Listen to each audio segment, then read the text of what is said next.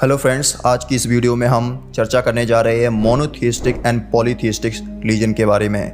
Monotheism का अर्थ होता है एक ईश्वरवाद। वह धर्म जो मानते हैं ईश्वर गॉड अल्लाह एक ही हैं, ऐसे धर्म को मोनोथियस्टिक रिलीजन कहते हैं। यह तो बात हुई परिभाषा की। अब बात करते हैं ऐसे कौन से धर्म हैं जो एक ईश्वर में विश्वास करते हैं या एक ईश्वर में आस्था रखते हैं। उदाहरण है इस्लाम, क्रिश्चियनिटी, जुडाइज़म और हिंदुइज़्म।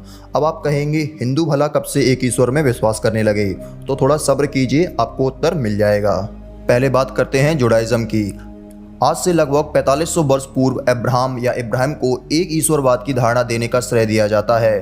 अब यह जुडाइज़म क्या है? दरअसल इब्राहिम से जो वंश आगे चला उसमें याकूब या अंग्रेजी में जेकब पैदा हुआ, जिसका नाम इज़राइल भी था।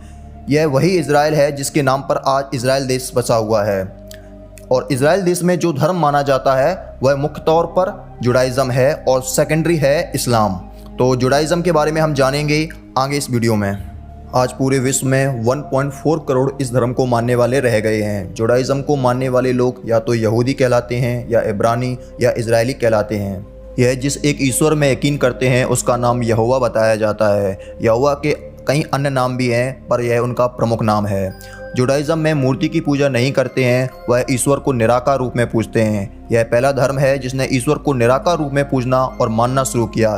इनकी पवित्र पुस्तक को तौरात या तोरा कहते हैं। चलिए अब बात करते हैं क्रिश्चियनिटी के बारे में। जो लोग ईसा मसीह को या जीसस क्राइस्ट को ईश्वर मानते हैं या ईश्वर का पुत्र मानते हैं, उन्हें मसीही या क्रिश्चियन कहा जाता है। क्योंकि ईसा मसीह खुद यहूदी थे, खुद जुडाइज़म धर्म से थे, तो उनकी शिक्षा का एक बहुत बड़ा भाग तौरात से या जुडाइज़म धर्म से लिया गया है। ईसा मसीह को मुस्लिम ईश्वर नहीं मानते हैं, लेकिन उन्हें ईश्वर का दूत यानी ईश्वर का मैसेंजर जरूर मानते हैं। जुडाइज़म वाले या यहूदी ईसा मसीह को ना तो ईश्वर मानते हैं, ना ईश्वर का पुत्र मानते हैं और ना ही कोई बहुत बड़ा मैसेंजर मानते हैं। इसलिए केवल वे लोग जो ईसा मसीह को ईश्वर मानते हैं उन्हें मसीही कहा जाता है, उन्हें क्रिश्चियन कहा जाता है। इस धर्म में भी एक ईश्वर को माना जाता है जिसका नाम यहोवा है और उन्हीं की इबादत की जाती है और इनकी पवित्र पुस्तक का नाम बाइबल है। इस्लाम तीसरा धर्म बना जिसने एक ईश्वरवाद को माना है। इस धर्म की नींव प्रॉफेट मोहम्मद साहब ने रखी थी और इनकी पवित्र पुस्तक का नाम कुरान है। इस्लाम में ईश्वर का नाम अल्लाह बताया गया है और इस्लाम दावा करता है कि इब्राहिम के ईश्वर का नाम अल्लाह है, जिन्होंने इज़राइल को अपना नाम यहोवा बताया था। जुडाइज़म, क्रिश्चियनिटी और इस्लाम एक ही ईश्वर को मानते हैं। हाँ, नाम अलग अलग हैं, पुस्तकें अलग अलग हैं, पर फिर भी ये तीनों दावा करते हैं कि इब्राहिम के जो ईश्वर हैं वह उनकी ही इबादत करते हैं, अलग अलग नामों से, अलग अलग नियमों के हिसाब से। इसलिए इन तीनों धर्मों को अब्राहमिक रिलीजन भी कहा जाता है, क्योंकि इनके जो फाउंडिंग फादर हैं या जो पितामह हैं वह अब्राहम या इब्राहिम हैं। ये बात उस समय की है जब लोग मूर्तियों की पूजा किया करते थे। इब्राहिम के पिता तेरा खुद मूर्तियां बनाने वाले एक आदमी थे, मूर्तियों की पूजा करते थे। एक समय की बात है कि इब्राहिम के पिता कहीं दूर किसी ट्रिप पर गए किसी काम से और इब्राहिम को अपनी दुकान का इंचार्ज बनाकर छोड़ गए। एक आदमी उस दुकान पर आता है एक मूर्ति को खरीदने। इब्राहिम पूछता है कि आपकी एज क्या है? वो आदमी कहता है 50 साल। और इब्राहिम कहते हैं कि 50 साल मतलब 50 साल के होकर तुम इस मूर्ति की पूजा कर रहे हो जो 1 साल की भी नहीं है। ये सुनकर वो आदमी बड़ा एम्बैरेस्ड फील होता है और दुकान से चले जाता है। एक दूसरी ओकेजन पर जब सारे लोग वहां मौजूद नहीं थे, इब्राहिम एक डंडा उठाते हैं और सारी मूर्तियों को तोड़ देते हैं और फिर वो उस डंडे को ले जाकर सबसे बड़ी मूर्ति के हाथों में रख देते हैं। जब लोग वापस लौटते हैं तो वो बड़े शॉक हो जाते हैं। कोई कहता है कि ये तो इब्राहिम ने किया होगा, क्योंकि वो हमेशा मूर्तियों के अगेंस्ट बोलता था। उनसे पूछा जाता है कि ये क्यों किया, तो इब्राहिम जवाब देते हैं कि ये सारी मूर्तियां एक्चुअली में एक दूसरे के साथ लड़ने लग गई थी और फिर जो सबसे बड़ी मूर्ति थी उसने डंडा उठाया और सारी छोटी मूर्तियों को तोड़ दिया। उससे जाकर पूछो उस बड़ी मूर्ति से कि उसने औरों को क्यों तोड़ा। लोगों ने कहा कि बेवकूफ बनाना बंद करो, ये मूर्तियां एक दूसरे के साथ लड़ नहीं सकती, ना ही बोल सकती हैं। तो इब्राहिम का जवाब आता है कि तुम मूर्तियों की पूजा क्यों करते हो जब ये मूर्तियां ना बोल सकती हैं, ना कुछ कर सकती हैं, ना तुम्हें इससे कोई फायदा पहुंचना, ना तुम्हें इससे कोई नुकसान होना। इब्राहिम को ऑर्डर किया जाता है कि वो एक बड़ी सी आग के अंदर जाएं और अगर इब्राहिम सही हैं तो असली जो भगवान है वो असली भगवान उन्हें बचा लेंगे। और इब्राहिम जाते हैं उस आग के अंदर और भगवान उन्हें बचा लेते हैं। कहानी में भगवान इब्राहिम को कहते हैं कि वो अपना घर छोड़कर एक ऐसी जगह की खोज में निकले जो भगवान उनको दिखाने वाले हैं। तो इब्राहिम, उनकी पत्नी साराई और साथ में उनका नेफ्यू लॉट वहां से निकल पड़ते हैं। यही चांस की बात थी कि इब्राहिम राम से काफी सिमिलर, साराई सीता से और लॉट लक्ष्मण से। ये कई जगह जाते हैं और फाइनली इजिप्ट की तरफ रास्ता मोड़ लेते हैं एक फेमाइन को एस्केप करने के लिए। जैसे ही ये इजिप्ट एंटर करने वाले होते हैं, एब्राहम अपनी वाइफ से कहते हैं, मुझे पता है कि तुम कितनी सुंदर औरत हो। जब इजिप्शियंस तुम्हें देखेंगे तो वो देखकर कहेंगे कि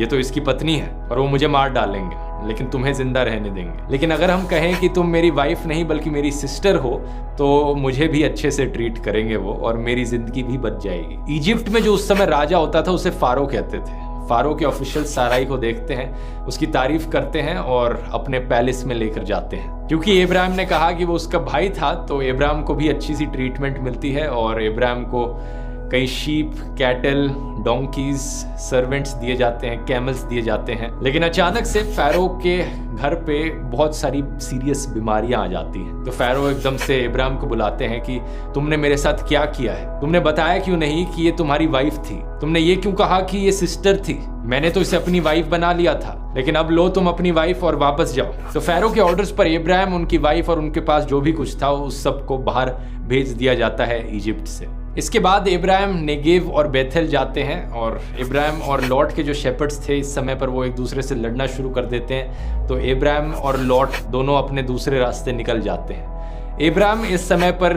कनान की ज़मीन पर रहते हैं।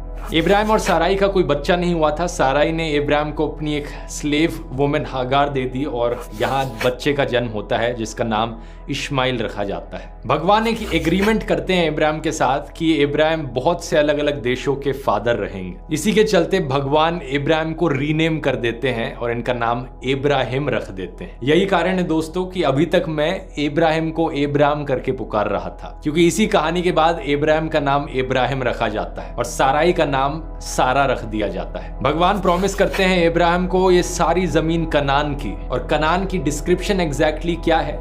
ये वो जगह है जो इजिप्ट की वादी से यूफ्रेटिस नदी तक जाती है, यानी कि आज के दिन का Israel, West Bank, Gaza, Jordan और सीरिया और लेबनान का कुछ सदर्न एरिया इस सब जमीन में आता है। ये सारा इस जमीन का हिस्सा माना जाता है। एक्चुअल हिस्ट्री से इसका क्या कनेक्शन है? जब इजराइल में जायनिस्ट मूवमेंट की शुरुआत हुई तो जायनिस्ट लोगों ने कहा कि भगवान ने जो प्रॉमिस करी थी जमीन, ये हम ज्यूज के लिए प्रॉमिस करी थी। तो जब ज्यूज को प्रोसिक्यूट किया गया यूरोप में सेंचुरीज के लिए, उसके बाद वो यहाँ मूव हुए साल 1900 में। कहानी में आगे चले तो भगवान प्रॉमिस करते हैं सारा को एक बेटा देंगे और फिर जन्म होता है आइजैक का। इस समय जो इश्माइल बच्चा था उसका एटीट्यूड सही नहीं था, तो सारा इब्राहिम को कहती हैं कि इसे दूर भेज दिया जाए। इब्राहिम हेजिटेट करते हैं कि भेजना चाहिए दूर या नहीं भेजना चाहिए अपने बेटे को, लेकिन भगवान से पूछते हैं तो भगवान कहते हैं कि दूर भेज दो। जो स्लेव औरत थी हगार, वो अपने बेटे इश्माइल के साथ निकल पड़ती है दूर रेगिस्तान में। भगवान उनके लिए पानी अरेंज करते हैं और प्रॉमिस करते हैं हगार को कि उनका बेटा भी